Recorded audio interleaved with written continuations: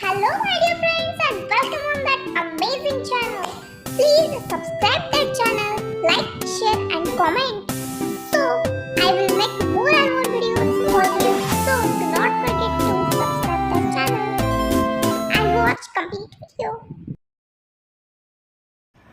Blood vessel leading to glomerulus is called option A renal artery, option B renal vein, option C efferent arteriole, and option D afferent arteriole.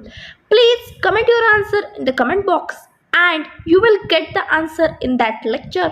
So keep watch the full video so we'll get the correct answer. So keep watching.